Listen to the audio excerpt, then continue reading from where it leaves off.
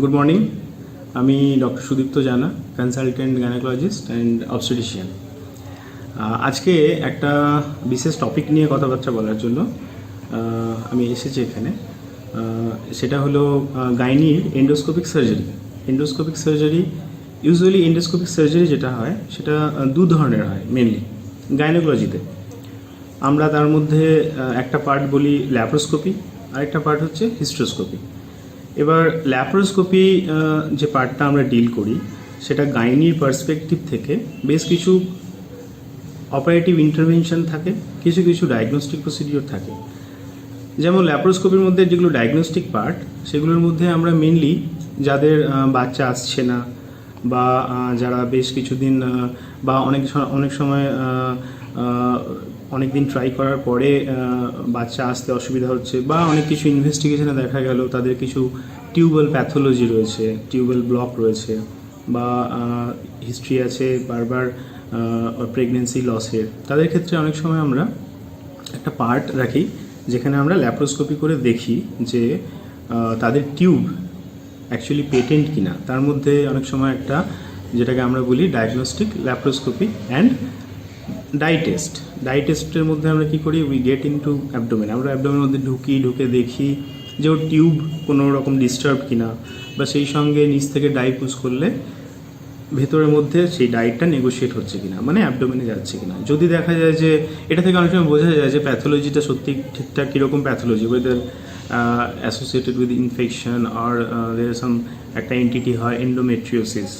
এই জিনিসগুলো কিন্তু এক্সক্লুড করা যায়, অনলি পসিবিলিটি হচ্ছে ল্যাপ্রোস্কোপি। তো এটা একটা ডায়াগনস্টিক পার্ট গেল। সেকেন্ড পার্টটা হচ্ছে মেনলি থেরাপিউটিকের মধ্যে এক ধরনের বেসিক ল্যাপ্রোস্কোপি আছে। বেসিক ল্যাপ্রোস্কোপি কী কী ইনক্লুড করে, মানে বেসিক অপারেটিভ ল্যাপ্রোস্কোপি সেগুলো হলো ধরুন বেশ কিছু ওভারিয়ান সিস্ট নিয়ে পেশেন্ট প্রেজেন্ট করে। ওভারিয়ান সিস্ট তো অনেক রকম হয়, বিভিন্ন অরিজিনের হয়। That may be endometrial cyst, that may be mucinous cyst, categorically অনেক রকম হয়। কিন্তু যেগুলো বিনাইন ক্যাটাগরি, যেগুলো আমরা ইন্টারভেন করতে পারি এন্ডোস্কোপিক রুটে, সেগুলো আমরা we try to remove all those things endoscopically. যেখানে কি হয়, ওভারিয়ান টিউমারগুলো আমরা এন্ডোস্কোপ ঢুকিয়ে তারপরে অপারেট করে দ্যাট উই ডিল এন্ডোস্কোপিক্যালি। এরপরে কিছু কিছু থাকে যেগুলো হচ্ছে অ্যাডভান্স ল্যাপ্রোস্কোপি মানে ধরুন যে মহিলারা বিভিন্ন সমস্যা, জরায়ু বিভিন্ন সমস্যা, যেমন টিউমার বা পলিপ বা হেভি ব্লিডিং বা পেন, এন্ডোমেট্রিওসিস, অ্যাডেনোমাইসিস, এই যে সমস্যাগুলো যেগুলো আমরা চাইলে আমরা এন্ডোস্কোপিক রুটে গিয়ে আমরা টোটাল ল্যাপ্রোস্কোপিক হিস্টেক্টমি করতে পারি। তাতে আমরা ওই জরায়ু টিউমার থেকে যেমন মুক্ত হতে পারবো, সেই মতো এতে ওপেন সার্জারি অনেক সময় প্রয়োজন নাও হতে পারে, শুধু মাইক্রো সার্জারিতেই কাজটা হয়ে যায়। তো অনেক সময় বয়স কম তাদের জরায়ু ঘরে টিউমার থাকলে সেটাও অনেক সময় ল্যাপ্রোস্কোপির উপায়ে বের করে দেওয়া যায়। তো এটা বেসিক্যালি তাহলে কি হলো, এটা হচ্ছে মেনলি অপারেটিভ পার্ট। আচ্ছা, আরেকটা পার্ট আমরা ডিল করি এটা এন্ডোস্কোপিতে, সেটা হলো হিস্ট্রোস্কোপি। মানে নামটা থেকেই বোঝা যায় যে আমরা ইউট্রাসের মধ্যে এক ধরনের স্কোপ, হিস্ট্রোস্কোপ দিয়ে ভেতরের যে জগৎটা, ইউট্রাসের ভেতরের জগৎটা আমরা দেখি যে ওখানে কি ব্যাপার ঘটছে। এবার এর ক্ষেত্রে অনেক সময় দু তিনটে বিভিন্ন ধরনের আমরা কাজ করতে পারি। যেমন এখানে ক্ষেত্রেও একটা ডায়াগনস্টিক পার্ট থাকে। ডায়াগনস্টিক পার্ট মানে ধরুন কারো ব্লিডিং হচ্ছে এবং ব্লিডিংয়ের কারণ হয়তো পলিপ বা ভেতরের এন্ডোমেট্রিয়ামের কোনো ডিফেক্ট বা এন্ডোমেট্রিয়ামের হাইপারপ্লেসিয়া। তো সেই ক্ষেত্রে আমরা অনেক সময় হিস্ট্রোস্কোপি করে দেখি যে এক্স্যাক্টলি পলিপের লোকেশনটা কীরকম, সাইজ কীরকম বা এন্ডোমেট্রিয়ামটা কেমন। তো তার জন্য আমরা ডায়াগনস্টিক হিস্ট্রোস্কোপির মধ্যে যাই। অনেক সময় ইনফার্টিলিটি ওয়ার্কআউটের ক্ষেত্রেও আমরা ডায়াগনস্টিক হিস্ট্রোস্কোপির সাহায্য নিই, কেন অনেক সময় কিছু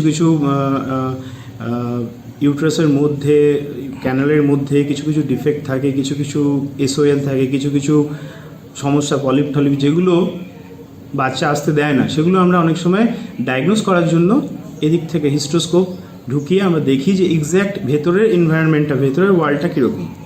আচ্ছা, এরই মধ্যে কিছু কিছু পার্ট থাকে থেরাপিউটিক মানে হিস্ট্রোস্কোপিক্যালি আমরা অনেক কিছু ডিল করতে পারি। হিস্ট্রোস্কোপিতে থেরাপিউটিক পার্টে অনেক কিছু রয়েছে, যেমন বেশ কিছু টিউমার থাকে যেগুলো আমরা যদি চাই, ফর এক্সাম্পল একটা সাবমিউকোজাল ভ্যারাইটি থাকে ফাইব্রয়েডের, অনেক সময় সাবমিউকোজাল ভ্যারাইটি আমরা হিস্ট্রোস্কোপ দিয়েই বের করতে পারি, মানে হিস্ট্রোস্কোপিক অ্যাপ্রোচে আমরা through that approach we can go for submucosal resection of fibroid.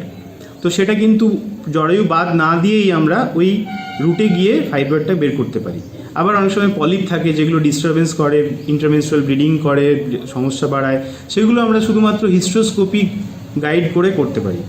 আচ্ছা, অনেক সময় কপার টি, বেশ কিছু পেশেন্ট এখানে আসে যারা কপার টি, অনেক সময় copper T different level of ইউট্রাসে, কখনো মায়োমেট্রিয়ামে, কখনো একদম একটা কর্নারে গিয়ে আটকে থাকে, সেটা সহজে ব্লাইন্ড প্রসিডিওরে করা যায় না। ব্লাইন্ড প্রসিডিওরে করতে গেলে অনেক সময় ইউট্রাইন পারফোরেশন হওয়ার সম্ভাবনা থাকে। ইন দোজ কেসে, সেই ক্ষেত্রগুলোতে আমরা অনেক সময় কী করি, আমাদের সেক্ষেত্রে কিন্তু হিস্ট্রোস্কোপের দ্বারস্থ হতে হয়, এবং সেই হিস্ট্রোস্কোপি খুব সুন্দর একটা প্রসিডিওর, যার মধ্যে দিয়ে আমরা ভেতরে জিনিস দেখে প্রয়োজন হলে সেই কপার টিটা কোথাও যদি ইমপ্রেগনেটেডও থাকে, আমরা সেটা কিন্তু হিস্ট্রোস্কোপির মাধ্যমে, একটা অপারেটিভ পার্টের মাধ্যমে ওটাকে বের করে দিই, এবং সেক্ষেত্রে পেশেন্টের পরবর্তীকালে ওই সমস্যা থেকে অনেকটাই মুক্তি হয়।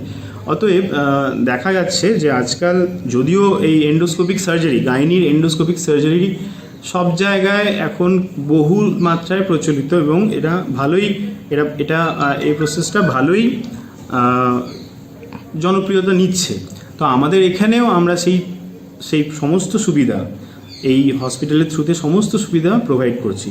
বিভিন্ন পেশেন্ট এখানে আসেন বিভিন্ন সমস্যা নিয়ে, তাদের ওপেন সার্জারি এবং এন্ডোস্কোপিক সার্জারি দুটোর অপশানে যারা এন্ডোস্কোপিক সার্জারি করান তারা সবাই খুব ভালো আছেন, এবং আমরা এন্ডোস্কোপিক সার্জারির উপর অনেক সময় জোর দিই, তার কারণ বেশ কিছু রয়েছে। আপনারা অবশ্যই জানবেন যে ওপেন সার্জারির ক্ষেত্রে বেশ কিছু পার্ট থাকে, তাতে কিছু অনেক সময় একটু স্টেটা বেশি থাকতে পারে। সেই জায়গাগুলো যদি কম্পেয়ার করে আমরা এতে আসি এন্ডোস্কোপিক সার্জারিতে, সেক্ষেত্রে দেখা যায় যে এতে অপারেশন এতে হসপিটালের যে স্টেটা সেটা অনেক কমে যায়। ইউজুয়ালি ধরুন ল্যাপ্রোস্কোপি, অ্যাবডোমিনাল, এই ল্যাপ্রোস্কোপি যে আমরা টোটাল ল্যাব যে হিস্টেক্টমি করি, তাতে ইউজুয়ালি পেশেন্ট 2 থেকে 3 দিনের মধ্যে ডিসচার্জ হয়ে বাড়ি যেতে পারে যদি সব কিছু ঠিক থাকে। এবং সেক্ষেত্রে দেখা যায় যে ওনার অপারেশনের পরে, যেটাকে আমরা পোস্ট অপারেটিভ পেন বলি, সেটা অনেকটা কম থাকে, এবং সেটার জন্য ওনার কোয়ালিটি অফ লিভিং, অপারেশনের পরে কোয়ালিটি অফ লিভিং অনেক বেটার থাকে। আচ্ছা, অ্যাট দ্য সেম টাইম কী হয়, ভেতরে আমাদের পেটের ভেতরে যখন আমরা কাজ করি অ্যাবডোমেনের মধ্যে, সেখানে বিভিন্ন রকম পাশের যে আমাদের বিভিন্ন রকম ভিসারা রয়েছে, যেমন পায়খানা রাস্তা ইত্যাদি, এগুলো ভেতরে অ্যাডিশন পার্টটা অনেক কমে যায়, যার ফলে ভবিষ্যতেও ধরুন 6-7 মাস পরেও একটা যে পেন কমপ্লেন করে পেশেন্ট, সেটা এর ক্ষেত্রে অনেক কম। আচ্ছা, যদি সঠিক উপায় করা হয় এক্ষেত্রে হার্নিয়ার হওয়ার সম্ভাবনাও অনেক কমে যায়। আচ্ছা, অনেক সময় দেখা যায় যে অপারেশনের সময়ে যে ব্লাড লস হওয়ার প্রবণতা থাকে, অপারেশনের সময় কিছু অপারেটিভ ব্লাড লস হয়, তো সেই ব্লাড লসের সংখ্যা, মানে অ্যামাউন্টটাও কমে যায়। তো যার ফলে ভবিষ্যতে অনেক দিক থেকে সুবিধা হয় কি, ভেতরে পেন যেটা হয় ইউজুয়ালি এক্সেসিভ ব্লাড লস বা ভেতরে বেশি ইন্টারভেনশন করলে, তো সেগুলো মিনিমালি ইনভেসিভ সার্জারিতে সুবিধা কী হয়, মিনিমাল ইনভেশনে, মিনিমাল ইনস্ট্রুমেন্টেশনে আমরা কাজ করি। তো সেক্ষেত্রে কী হয়, পরবর্তীকালে কিন্তু এই জিনিসগুলো যে ভেতরে কনস্ট্যান্ট একটা ক্রনিক একটা পেন, আচ্ছা, সেই জিনিসগুলো থেকে পেশেন্ট অনেকটাই বেটার অবস্থায় থাকে। অতএব quality of life after surgery, যেটা খুব ইম্পর্টেন্ট, সেটা কিন্তু অনেক বেটার থাকে আমরা যদি এন্ডোস্কোপিক ওয়েতে সার্জারিটা করতে যাই। তো এই যে বিভিন্ন ব্যাপারগুলোর মধ্যে এন্ডোস্কোপি আস্তে আস্তে উপরের দিকে উঠে আসছে, সেটা ল্যাপ্রোস্কোপি হোক, সেটা হিস্ট্রোস্কোপি হোক, এবং সেই জিনিসটা যে পরবর্তীকালে আরও ভালোভাবে বিভিন্ন উপায়ে বিভিন্ন হরিজন দিয়ে আমাদের কাছে আরও ভাবে আসবে। আমরা চেষ্টা করব সেই সার্ভিসটা আরও আপডেট করার এখানে, এবং যাতে এখানকার মানুষ সেই সার্ভিস অ্যাভেল করে, এবং সেই সার্ভিস থেকে ওদের যাতে বেটার আউটকাম হয়, বেটার কোয়ালিটি অফ লিভিং হয়, সেটাই আমাদের অঙ্গীকার। এবং এই যে একটা উইং, আমাদের সার্ভিসের একটা উইং, সেই পার্টটা আমরা চাইবো আরও বেটারভাবে আপনাদের কাছে পৌঁছে দিতে।